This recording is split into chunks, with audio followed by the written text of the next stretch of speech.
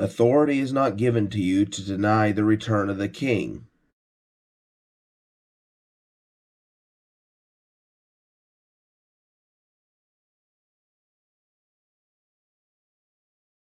The Lord of the Rings, The Return of the King, is the concluding chapter to Peter Jackson's Lord of the Rings Motion Picture Trilogy. And in many ways, it was very much the conclusion that a lot of fans were hoping for. It had everything.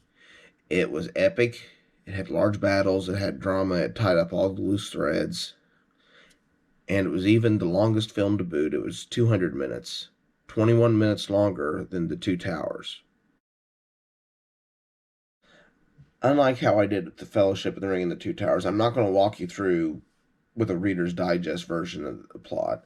I am going to tell you a little bit of what happens, but at this point, if you're watching this video, you have either already seen these films and know what happens, or if by chance you haven't, I don't want to spoil the ending. Because to me, at the time, I don't know if I should admit this or not, but at the time I saw this movie for the first time, I had not actually read the Return of the King book, so I was kind of unsure of how things ended up. And if you haven't already read the book or seen the movie, I hate to deprive you of that experience of seeing the movie for the first time and being in awe at what happens. Gollum is still leading Frodo and Sam to a secret passageway that leads to Mordor. The only clue we've really heard about is that there's a set of secret stairs, and that it will get them there to Mordor undetected. Along the way, Sam hears one of Gollum's split personality conversations and realizes that Gollum is planning on murdering them. However, Frodo being asleep when the conversation happens, Frodo doesn't believe Sam that Gollum would do such a thing. They also pass by Minas Morgul, which Sauron launches an attack from there on Minas Tirith, which is the capital of Gondor. And the sequence sounds for the 4K thing. I will reference this later when I'm doing the audio, but there's a cool part of that. But they march right past. The hobbits are right there when the army starts marching out. They successfully hide and continue on up the secret stairs, which are close by. On these secret stairs, Gollum pulls some shenanigans. I'm not going to tell you what it is, but suffice to say he successfully manages to blame it on Sam.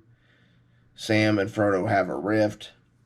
Frodo tells Sam to go home, and Frodo and Gollum continue on. And of course Gollum thinks it's funny because it's his goal all along. Once they reach the top of the stairs and get into this tunnel that Gollum keeps talking about, Gollum tries to feed Frodo to Shelob. Shelob is a giant spider. On his way back down the stairs, Sam comes across evidence that proves to him that Gollum did what he had accused Sam of, and Sam realizes in anger that this is his attempt to murder Frodo, so Sam charges back up the stairs. At this point, he manages to rescue Frodo at a certain point. I'm not going to tell you what happens, and like I say, this is extremely the Reader's Digest version of this, but he eventually does rescue Frodo. And at this point, Frodo and Sam stand overlooking the land of Mordor. They see the Tower of Beredir with the Eye looking around on top of it, where the Eye is a spirit of Sauron. And of course they see Mount Doom.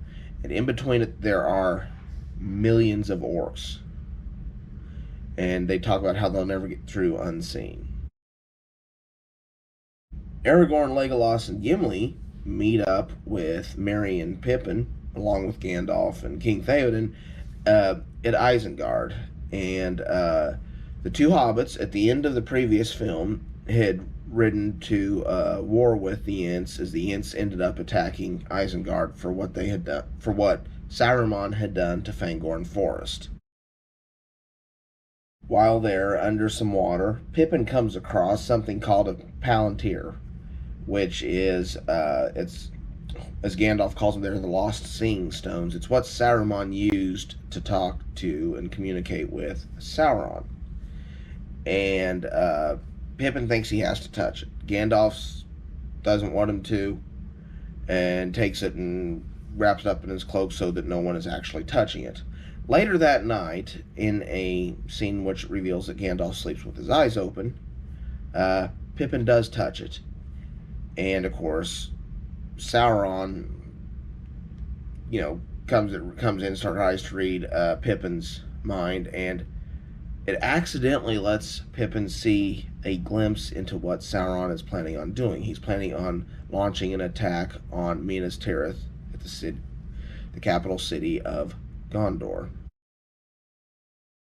Aragorn wants to ride off, but Gandalf tells him no, that he must come to Minas Tirith and Gondor via different path, different road.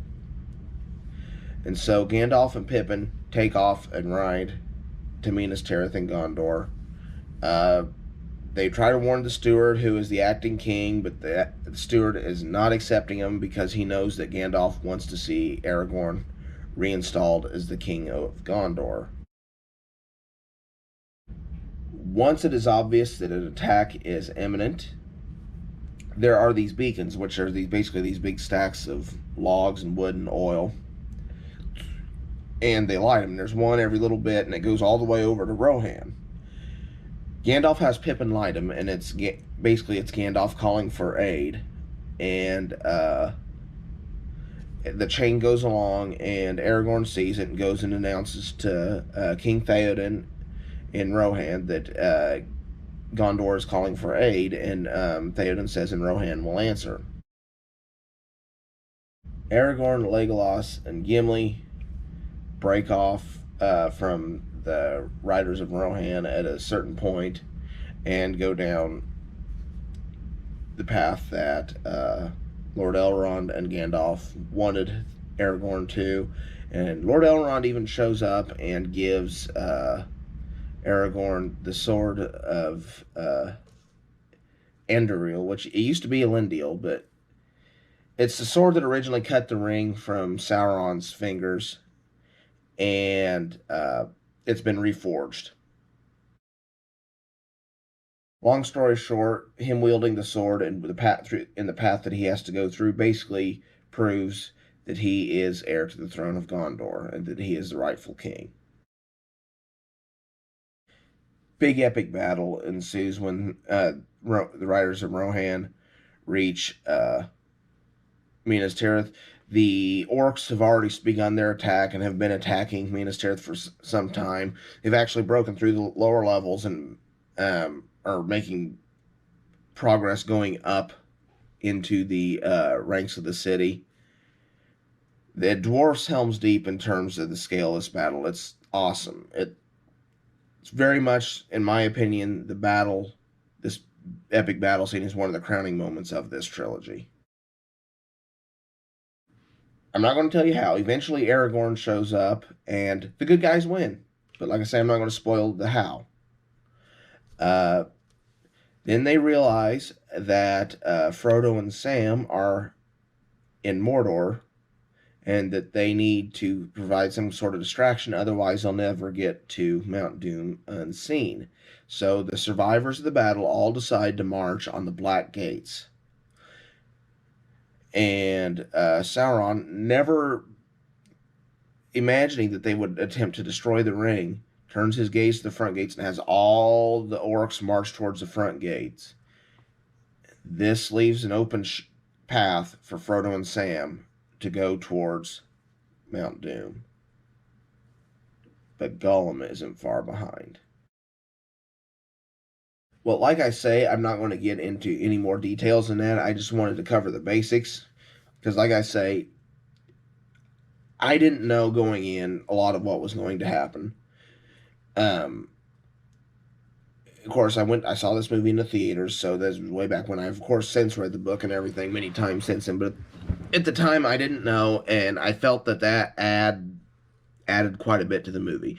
And I'm willing to bet most of you that are watching this video have either already read the book or seen the movie, or you're in another camp and you haven't seen it yet. And if by chance you're one in that camp, I really didn't want to spoil any of this for you because to me it adds so much to the experience. The film was launched to wonderful praise and wonderful press. It was only at the time the second film to cross the $1 billion mark worldwide. The only other film at that time that had done that was Titanic, and domestically it was the highest grossing of the three films. The film pretty much cleaned house at the awards season, and particularly the Oscars, where it won 11, tying the record of Titanic and Ben-Hur.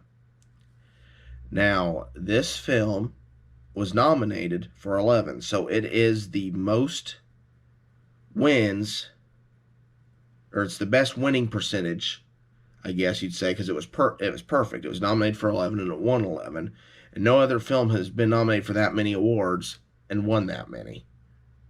In these categories, it won Best Picture. It won a lot of the technicals, the effects and stuff, music. The one area it didn't get any nominations for was in the acting categories. There is one complaint that this film has way too many endings. I never really felt like that because if you've ever read the books, you would know that there is almost 100 pages after the bit with the ring is decided. There's almost another 100 pages. And a lot of that's not even included in this film. And it's one of those things where you already have 9 hours of film. You have to conclude everything properly, and I don't have a problem with the way they did it. There are some Tolkien purists that have a problem with the way the Mount Doom sequence went, but if you've read the book, you'll know what happens in there.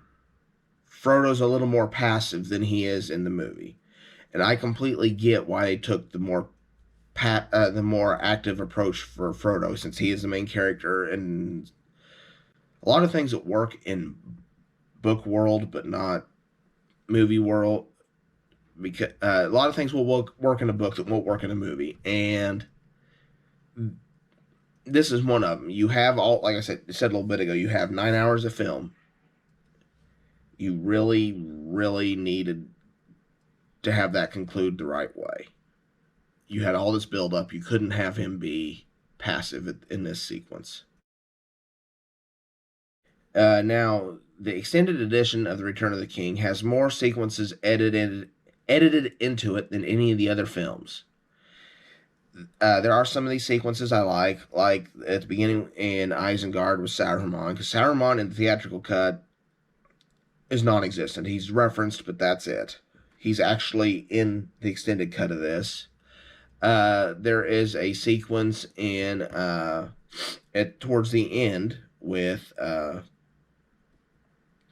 called where the Mouth of Sauron marches out to see Aragorn and the survivors that have all marched towards the Black Gate. I like that. And there's a few other sequences I like, but as a whole, I don't like the extended cut of The Return of the King as well as the theatrical cut. And really, it's not that I think it makes it any... The Return of the King,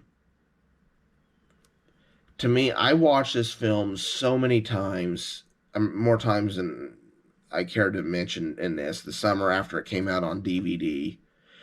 It was then, and it remains to this day, one of my favorite movies. And I had watched the theatrical cut all this time, and then, well, that December, the extended cut came out on DVD, and to me, there are so many changes to it. To me, it kills a lot of the pacing, and there are certain nuances that you just notice that it it was much better. Maybe it's just because I'm more used to how it is in the theatrical cut than any of the others. But to me, I wasn't nearly as happy with the extended cut of this as I was the others. But I do enjoy it. I did go see the extended cut of this film in the theaters this last spring, but I did not enjoy it anywhere near as much as I did the other uh, two extended editions. As I just said, The Return of the King is one of my favorite movies of all time. It definitely makes the top 5. So it's not going to come as any surprise that this film, the theatrical edition, I'm going to give it a 10 out of 10. And I'm going to give the extended edition a 9.5 out of 10. Like I say, it's not that I enjoy watching the extended edition any less than I do any of the other films. It's not that. I feel that the extended edition of this one, it detracts instead of adds to in terms of pacing. However, there is much more development, character development, and all that stuff. Yes, all that is in there, and it's good. But this is one of the films when, if you watch the theatrical cut and you watch the extended cut, it's obvious why what was cut was cut. If that makes any sense. It sounds kind of dumb, but it's the only one that I prefer the theatrical cut of. Is basically, at the end of the day, what I'm trying to say. As far as the 4K release goes, it, like the other 2 films that I've reviewed in this trilogy, it is far and away the best this film has ever looked, and probably will ever look on physical media. It isn't perfect by a long shot, but guys, if you're a fan of this film, you need to get your hands on this set. This is in my opinion, the best way. And if you have the proper setup at home, the only way to watch this film. The colors and everything, it pops. It looks amazing, but what really sells it is the audio. Now, earlier I alluded to when Frodo and Sam and Gollum are in front of Mina's Morgul, there is that energy thing that shoots up out of the top of it, and there's this deep rumblings where it comes to complete silence, and then there's this deep rumbling. It sounds amazing. The Mount Doom sequence, some of the bass in that, oh man, that sounds incredible. This is, audio wise, it is a reference quality, it's demo quality audio wise for any sound system. The Atmos track is worth the price of admission alone. Well, guys, this wraps up my 3 reviews for the Lord of the Rings, the Motion Picture Trilogy by Peter Jackson. I hope you all enjoyed it. If you did enjoy this video, please give it a like, and please consider subscribing to this channel. Stay safe, everyone out there. And for now, this is Bob, signing off.